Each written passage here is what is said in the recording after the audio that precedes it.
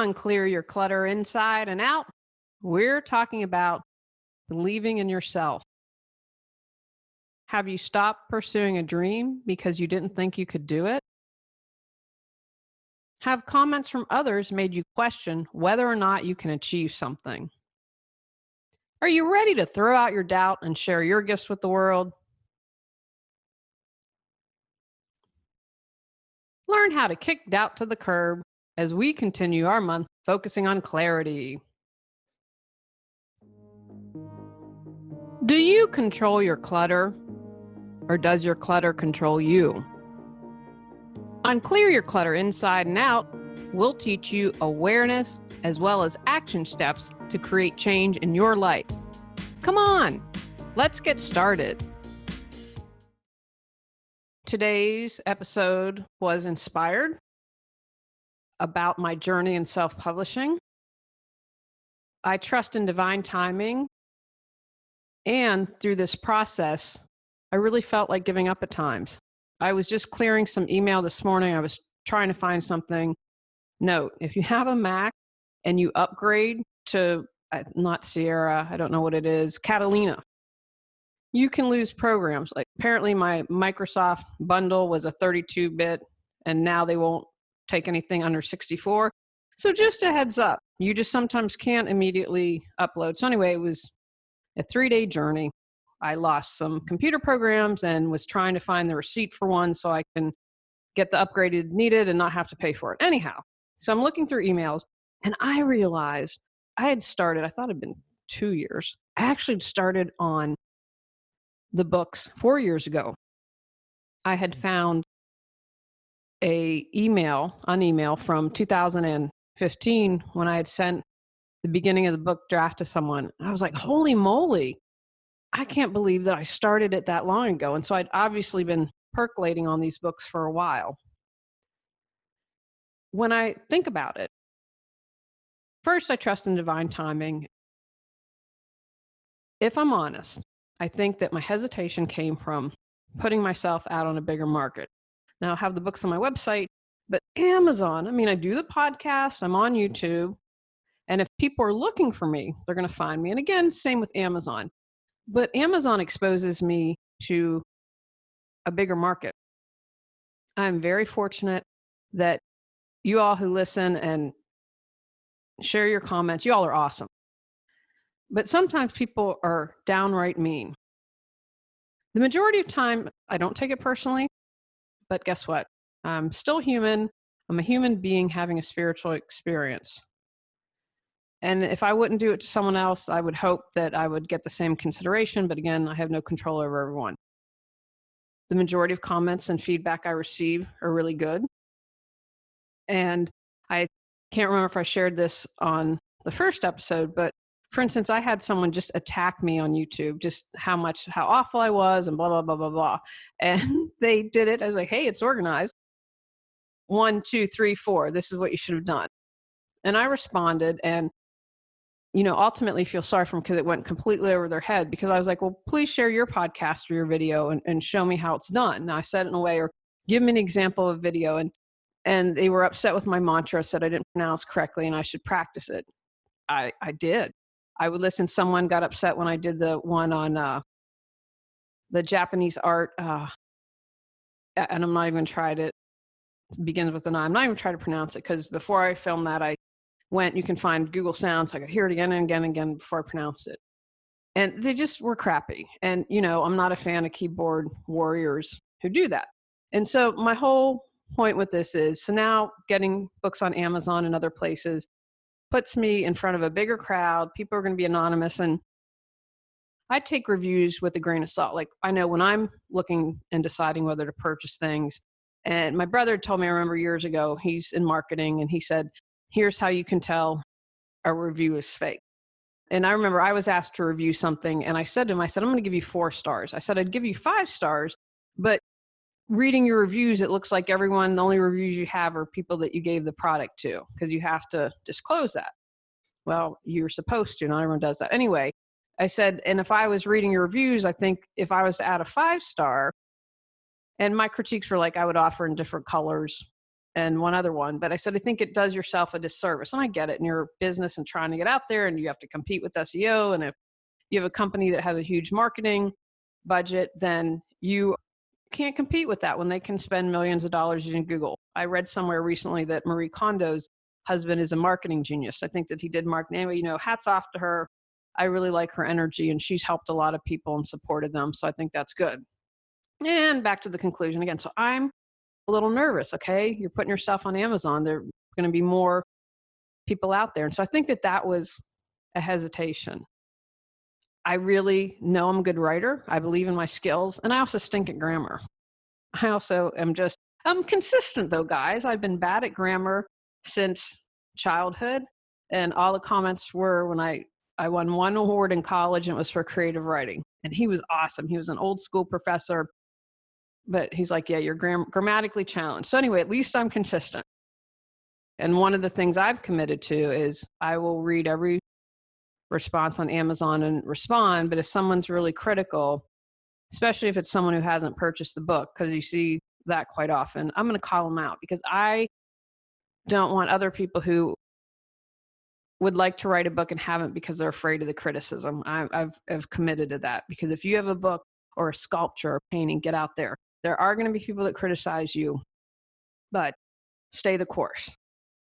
This was also inspired because I reached out to an alum. I went to a small women's college. I graduated with less people in college than I did in high school. And if anyone from my school contacts me, I always respond, because I just think that one is a courtesy, and two, because we're alums. And so anyway, it was kind of disappointing. Even if she would have said, this is the dumbest idea ever, I would have preferred that than radio silence. And that I had to buckle down and say, okay.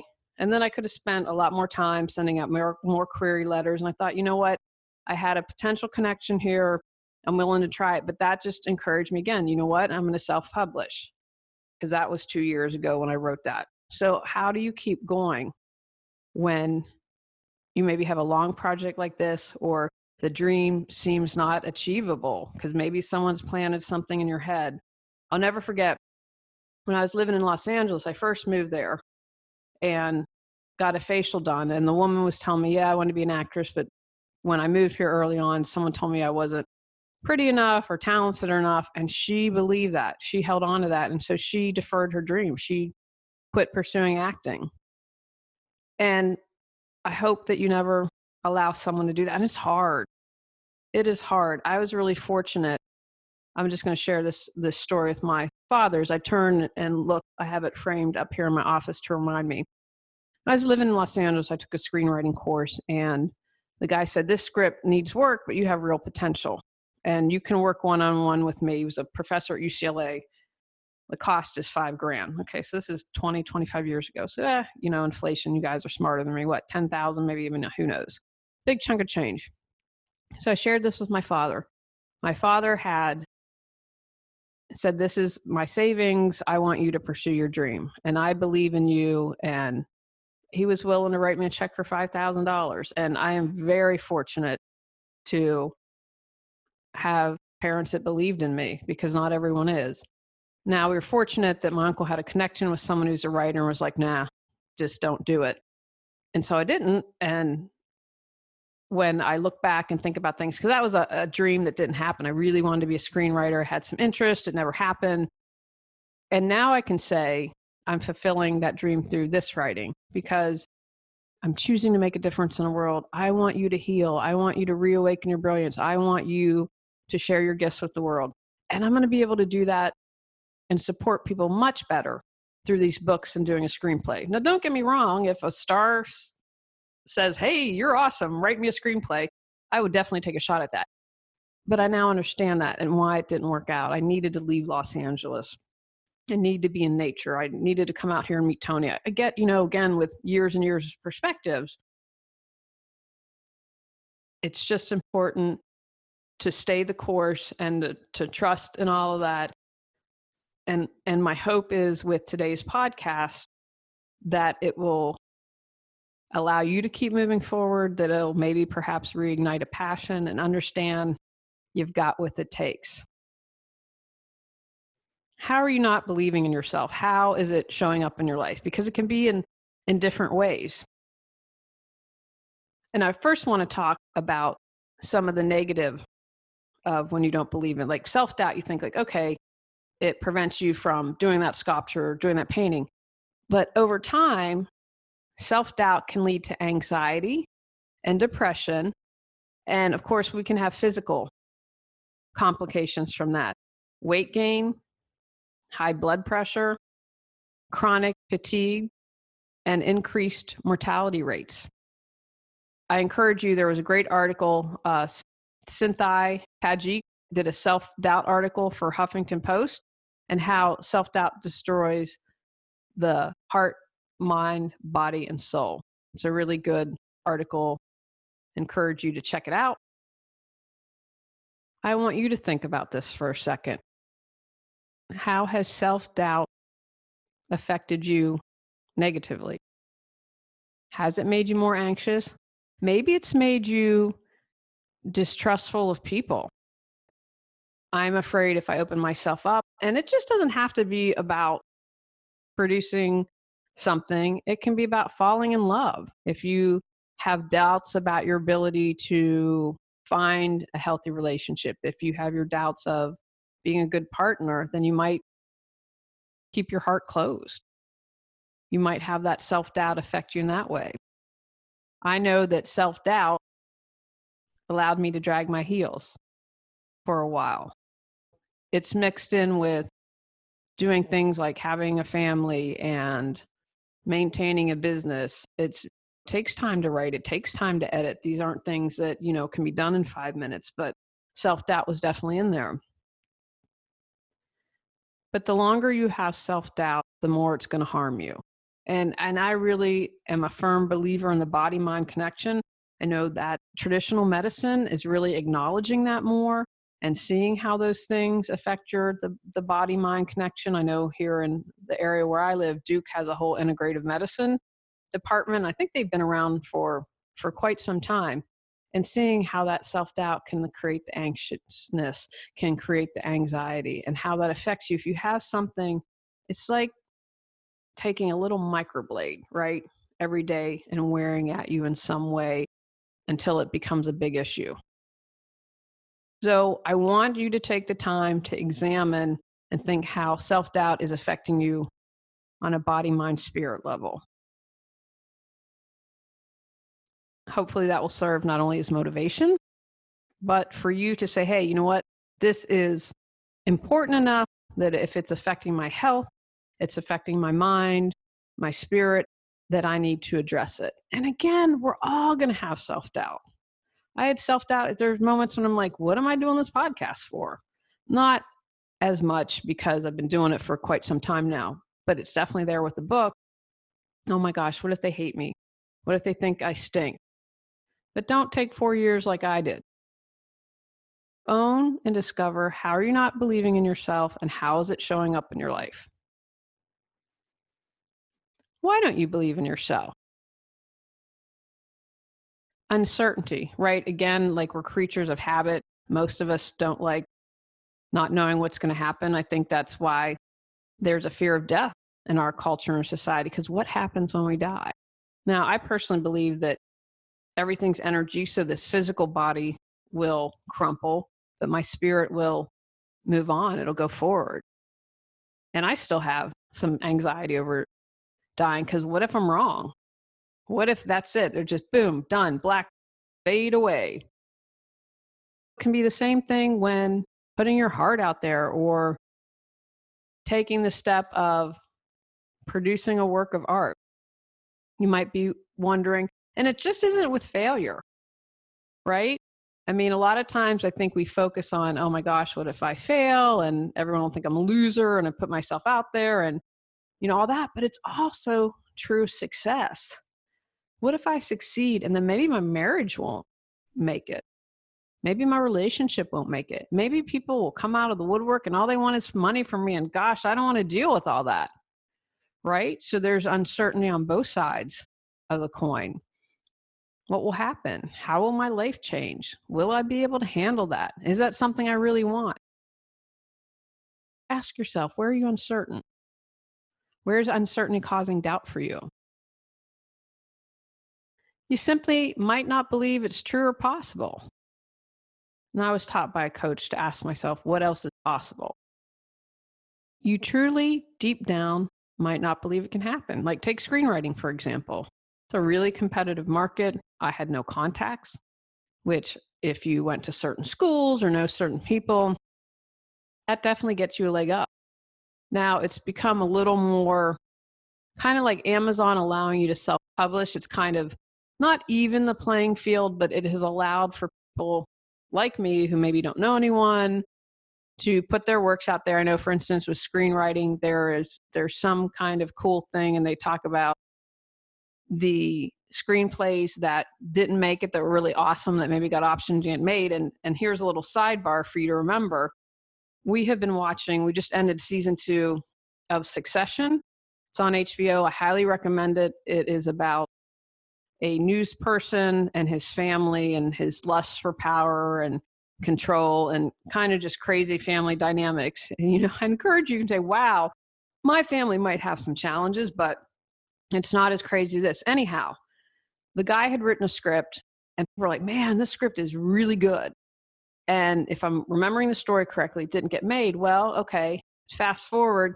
Now he's got this incredibly great show on TV. And if you are a writer, definitely check it out because the writing is outstanding. They have these just sometimes these singers, or I just, at the end, the last episode of the season, the man is expressing, I don't want to even try to remember it, but the gist of it was, I'm trying to figure out if I'm more sad with you or without you. Anyway, it was just such an eloquent sentence. So if you're a writer, I encourage you to check it out. Okay, so it didn't work out with this guy for the script, and I always got this TV show. So just remember that when you have self-doubt, because maybe his self-doubt was like, man, they're telling me it's a good script. Why can't it get made? I can't. This isn't possible. So check in with yourself about that.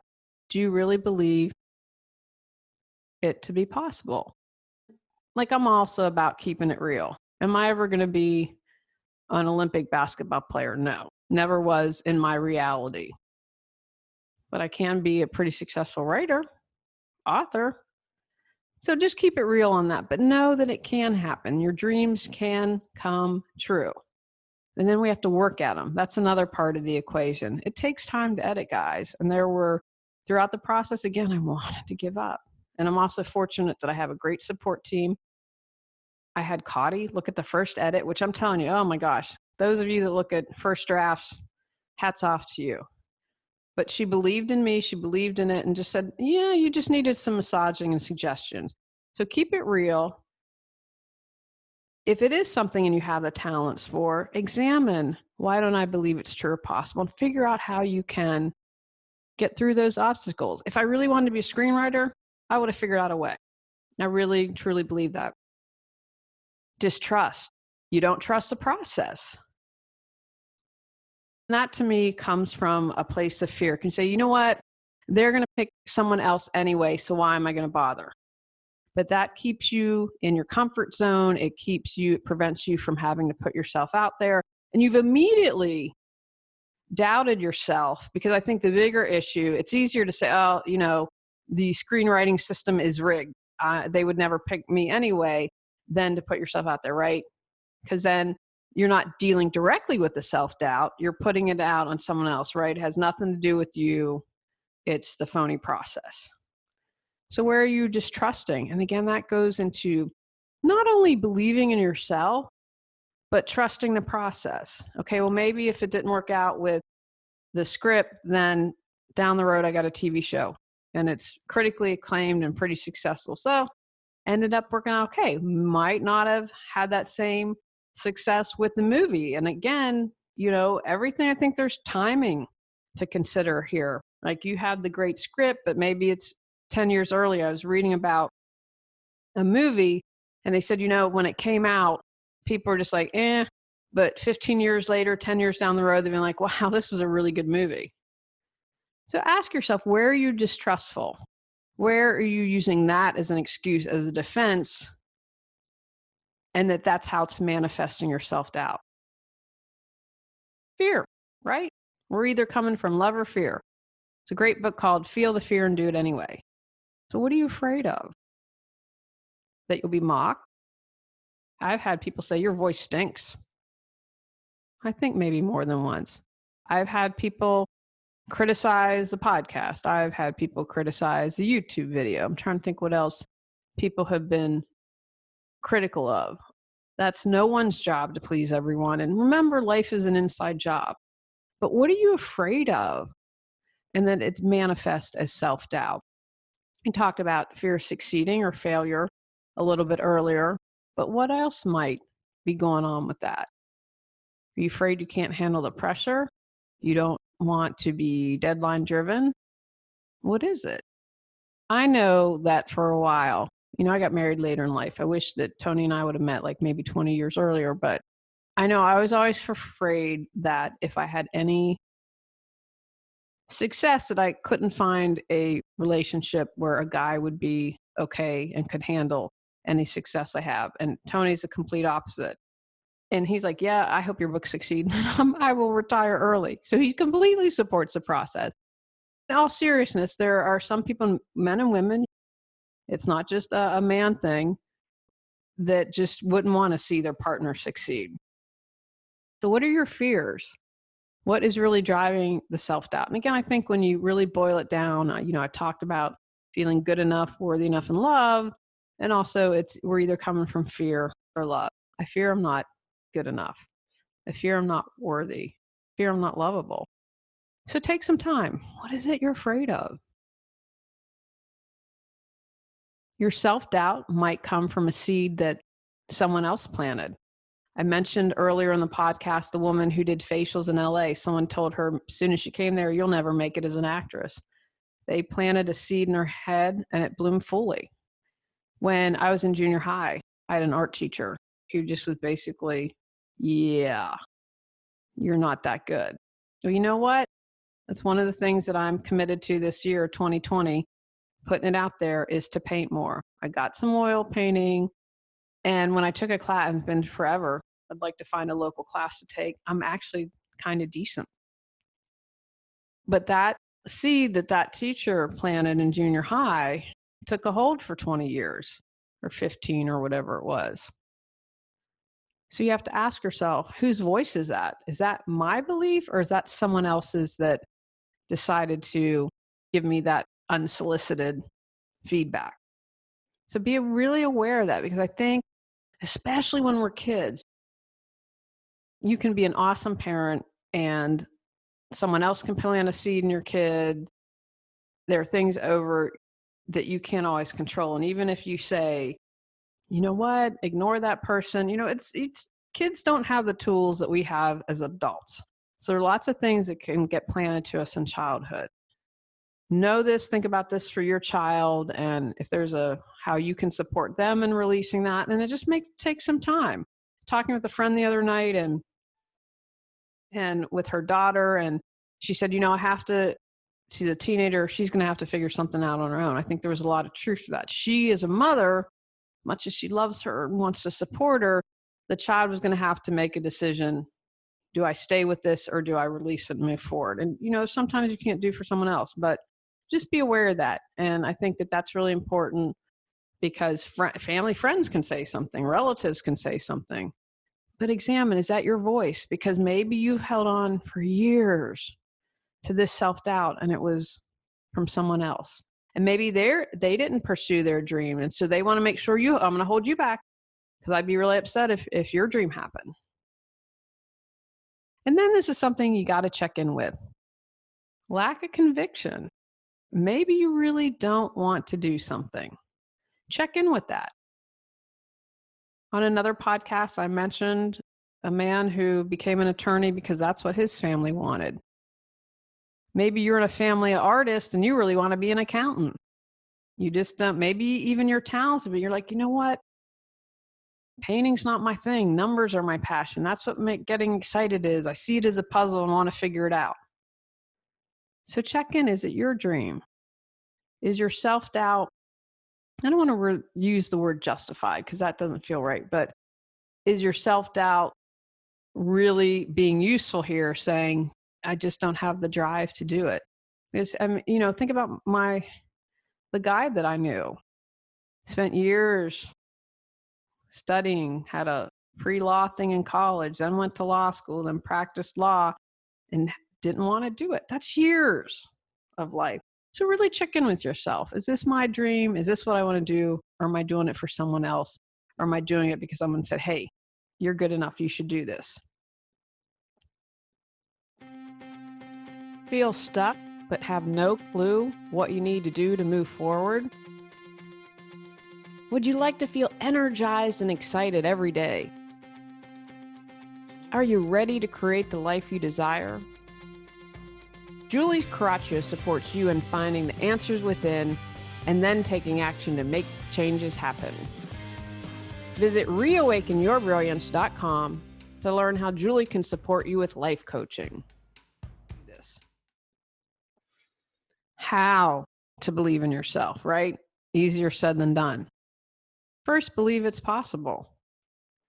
You know, you hear those stories like Los Angeles. I lived there for a decade. People can come without knowing anyone and just things fall into place. And you can be an Academy Award-winning actor or actress or screenwriter or director. Believe it is possible. Believe it with every fiber and soul of your being. And that's a great place to start. I can believe that I'm successful as a self-publisher. I never read it, The 50 Shades of Grey. I think she's probably a multi-millionaire and they did movies and all that. I haven't read it. I quite frankly heard the writing's really terrible. And what I say to that when people complain, I'm like, okay, first of all, check in. Are you jealous? And what I said is she fulfilled a need. There was something out there that women, I think mainly women read this, were longing for, and she fulfilled that need. She did it all on her own, and she, to me, is someone to be admired to say, you know what? She did it, so can I. So begin by believing it's possible. Because if you don't think it's possible, then it's not. Be brave. Create some thick skin. Put yourself out there. You know what? The reality is, with social media and how it is today, and that's one of the reasons I'm going to try this year to post something positive on Facebook, whether it's a video or one of my little kind of thoughts, because I think it's so needed. I have definitely stepped back from it because it's just been frustrating and maddening, but it's also made me sad seeing how vicious and stinky people can be. For me, because again, you open yourself up to criticism, and 95% of the time I'm pretty down with it and can handle it, but 5%, it really hurts. For me, what helped me be brave was my desire to support people and help them clear their clutter outweighs the keyboard warriors. Because people are gonna be like, I'm sure, rate me 1 star, this sucks. But they're going to be in the minority. The people that supports are going to be overwhelmingly in the majority. And even if it's just one person that I support through the books, that outweighs, because that makes a difference. And if that person clears their clutter and shares their gifts and moves forward, then they allow other people to do it. So it's this ripple effect, right? Like skipping the stones on the pond. For me, that's how it allowed me to be brave. And maybe for you, your inspiration to be brave is to simply inspire others. It is to, maybe you believe whatever you do will open someone's heart or mind. There are different ways that you can support yourself in being brave. But what's my motivation here? How can I be brave? And you know what? It's like anything in life, because I'm sure I read this guy and I really like him, Harlan Coben. And he writes, I guess I'd call them psychological thrillers. And so I think I'll have to double check. I mean, the guy's written like 15 or 17 books, and I think I've read just about every one. And the one that I found was in a paperback, kind of beat up at the library. And he was like, look, it was republished. I think he writes this introduction, says, you know what, this was my first book out, and, don't criticize it too harshly. And I thought, wow, that's brave. Because I mean, he's really, I think I've thought wow to like 15 out of 17 books and thought the other 2 were okay. Well, you're batting pretty well with me as far as I'm concerned. I think that's an awesome track record. But how brave of him to do that. And again, he's well known and's got an audience and does movies and books. And to be like, you know what, this was my first work, but I'm going to reissue it or put it out there again. To me, that's pretty awesome. So he was brave in that way. Make a list of everything you've achieved and don't leave anything out of that. I want you to think work, home. I have been an awesome pet mom, right? That's an achievement. The cats get their litter boxes cleaned twice a day. They get their vet appointments. They're fed. They actually rule me. Let's just keep it real. I have opened my own business and run it for 10 years. That's a pretty big accomplishment. I have a successful marriage. That's really important to me. I have good relationships with my relatives. Lots of things that I've done. I'm a good person in general. I try to always do right by people. Do I succeed all the time? No. But I've accomplished a lot. To me, it's an accomplishment if you smile at someone and make their day. It's accomplishment to enter a contest, even if I don't win. I took that chance and put it out there. So I want you to write all the awesome things that you've done, because I know each and every one of you listening or watching have achieved something.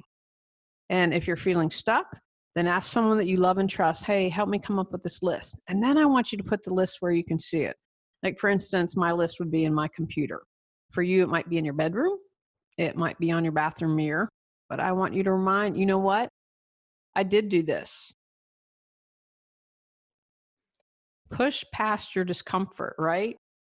I used to always be a behind the scenes person. And then when I did Reawaken Your Brilliance internet TV show, and I'll never forget, I can still feel how, and I probably had maybe 25 or 30 tune in. And I remember my producer's like, that's really good. He was like, I was expecting 0.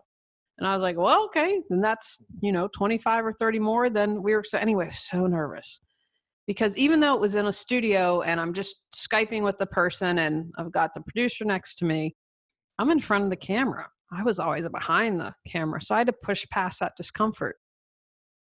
I used to be terrified, and I'm not exaggerating, of public speaking.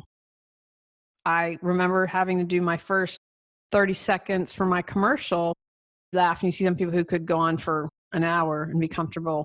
I remember saying my name and the name of my business, and then the women encouraged me, keep on going, you can do this, you got this.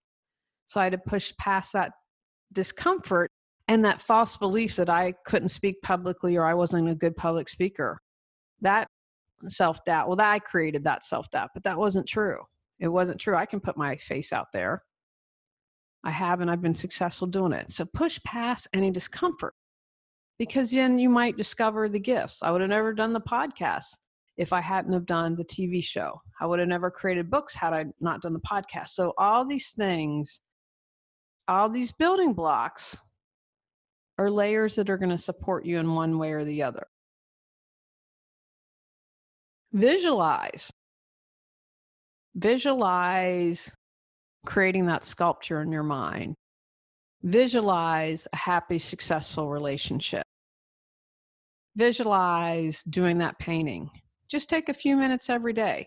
I like to, when I wake up, visualize the day going smoothly. If I don't have something I'm really concentrating on, I see getting the work done. I see spending time with the cats. I see if a challenge comes up, fixing the solution easily.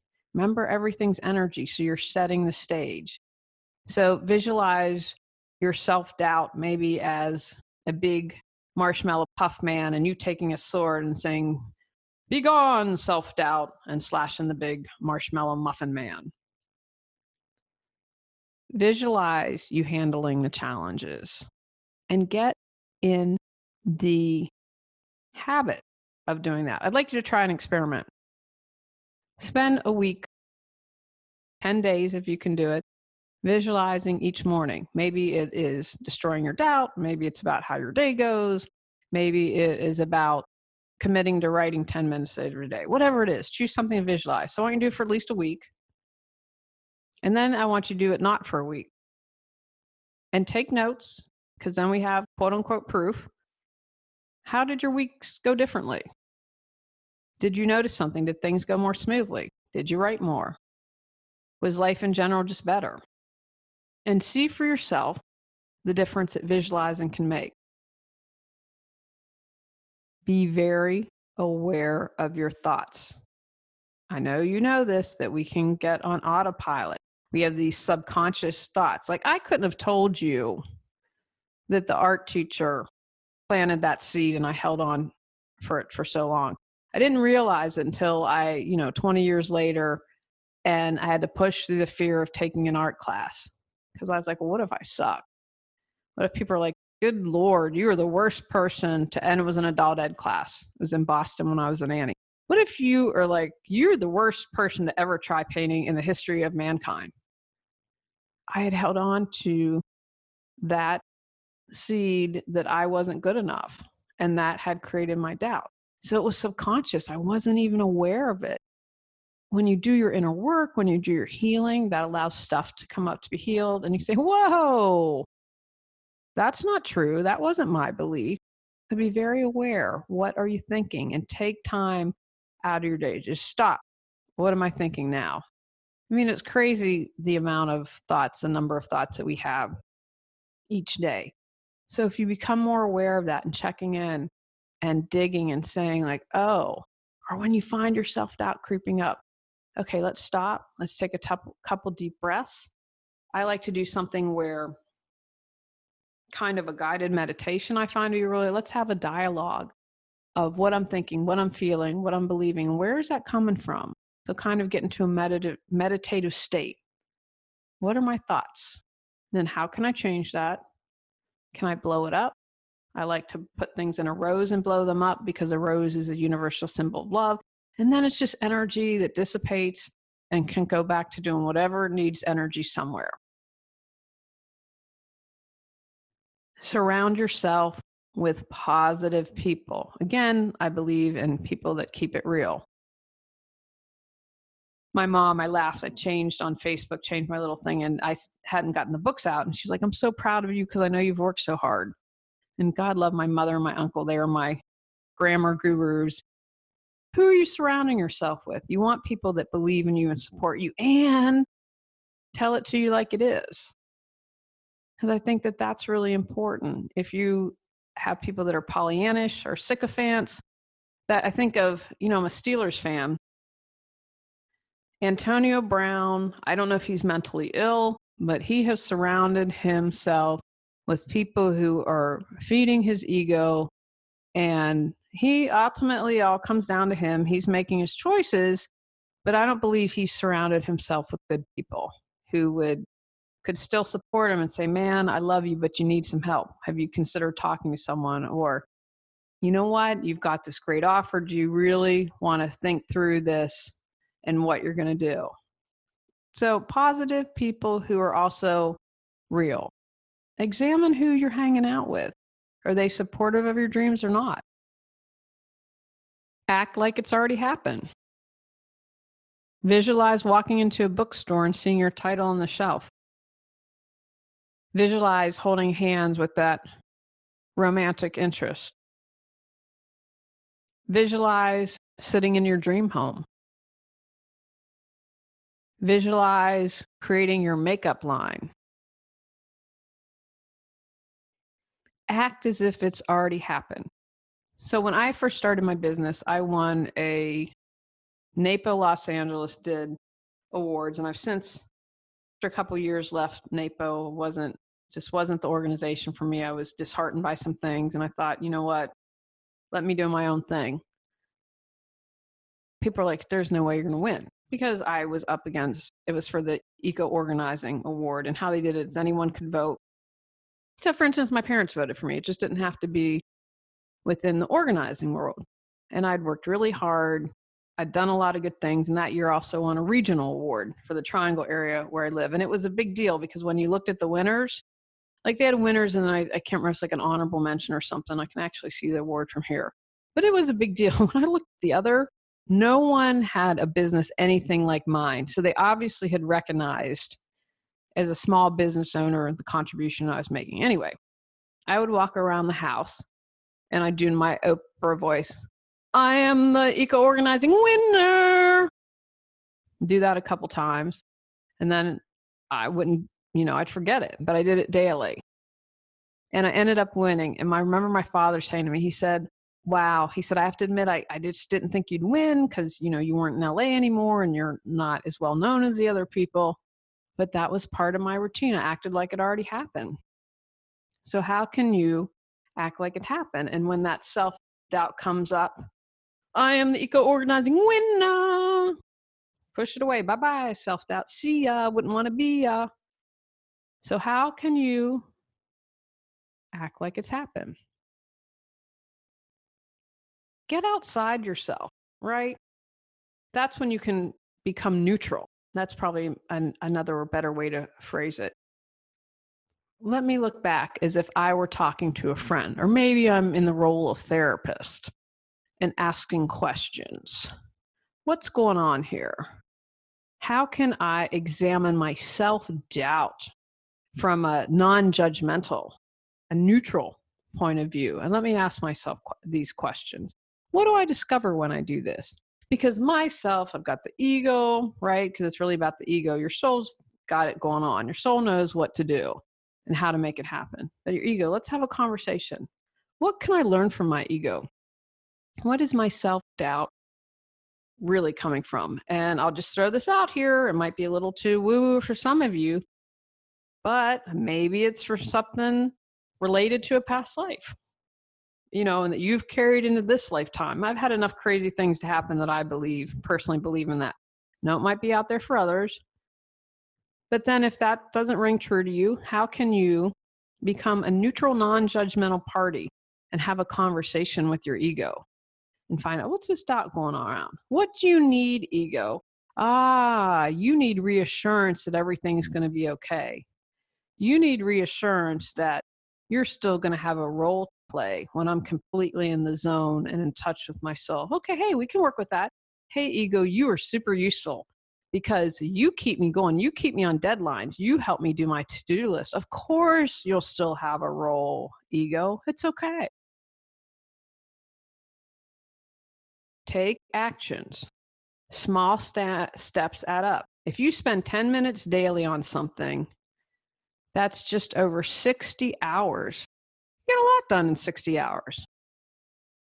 You devote 20 minutes, you're going to have over 120 hours. You can really do a lot with daily action. And again, daily action helps keep you on the path. And so if your self-doubt saying, you know what, you're never going to succeed as an artist, and you spend 10 minutes daily taking action in painting or sketching, that's saying to yourself that, look, I'm here doing it. I'm doing the work.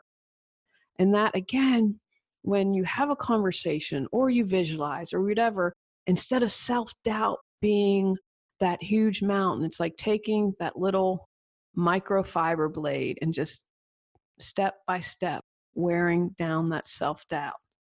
And I'm telling you, even people who you think, they never have doubt, they do. Even those who are super successful, but they probably spent years doing it. Think about someone like Michael Jordan, who was cut from his junior high basketball team. Now, I used to watch, I loved Larry Bird and Magic Johnson and that rivalry, and MJ's really the last that I've watched of basketball. But this guy was cut from his junior high team and is probably one of the most successful basketball players of all time. Talk about having to overcome doubt. I mean, come on, junior high just stinks, right? Talk about probably your worst years of adolescence. He overcame that to be one of the most successful players of all time. So if you ever think, I can't overcome this doubt, I want you to think of Michael Jordan, or find someone else that inspires you. Every day, take some type of action. And again, go with the flow. Take breaks as you need it. But maybe if you're like, and I get it, like the creative process, looking back and like, oh, good gosh, Juji. Sorry, that's what my nieces and nephew call me. That just came out. And say, okay, maybe I need a week or two off of writing, but then I'm going to make up for it. And again, the creative process can be very when you need breaks. And so part of it over the years was taking breaks, obviously. but take small actions every single day. Remember, you are good enough, you are worthy enough, and you are loved. And if you think that that's not true, and maybe you're in a really challenging place in life right now and think that's not true, I have no friends, I have no family, I think you're good enough, I think you're worthy enough, and I love you. Please don't forget that. I know at times that we can be in dark spaces, and I think we're in such a divisive time in history right now. Know that that's not true, because I believe in you. I believe you can do that. And if you have to listen to this 5,000 times to really believe you're in your soul and that I'm sincere, do it. And when you remember that, your self-doubt's going to hit the highway. And then finally, share the love. Thank people who have helped you overcome your doubt. In the gratitude of the book that I did, so I thanked obviously Tony, the cats, my parents, but there were other people along the way that helped me that I wanted to thank. Book that took more effort to write, I thanked 2 teachers from junior high who believed in me. I thanked a high school teacher who, because when I went to college, I felt like, I don't know if I was prepared enough. I was prepared to write a paper thanks to my high school teacher. That was one area I definitely had confidence in. And then a college professor, I thanked. So share the love. Share people who supported you and helped you and believed in you along the way and helped you conquer your self-doubt. And not only through gratitude of thanking those people, but how can you encourage someone else? I had mentioned at the beginning of the podcast, if people criticize me, and again, like I am completely open to constructive criticism, but if it's someone who hasn't purchased the book and said it stinks, I'm going to flat out say, I'm going to address this, especially for those of you that might have a book you want to publish or something you want to share with the world. Don't let people like this get you down, because I think that's so important to encourage others. So when you've accomplished what you had doubts about, how can you encourage someone else to do it? Take actions from today's podcast. Determine if self-doubt has a negative impact on your mental, physical, emotional, or spiritual health. Examine why you have self-doubt. List all of your past achievements and place it where you can see it daily. Visualize your goals. Do small steps daily towards your dreams. Be aware of your mindset. Share your dreams with people who support you. Check in to make sure you're really motivated to do what you're doing. Thank those who have helped you slay your self-doubt. Encourage others to believe in themselves. Next month, we're talking about the oneness. Go out, clear your clutter to create the life you choose, deserve, and desire. When you clear your clutter, you can share your gifts with the world. Sign up for our free newsletter at reawakenyourbrilliance.com. If you've enjoyed Clear Your Clutter Inside and Out, please rate, review, and share us.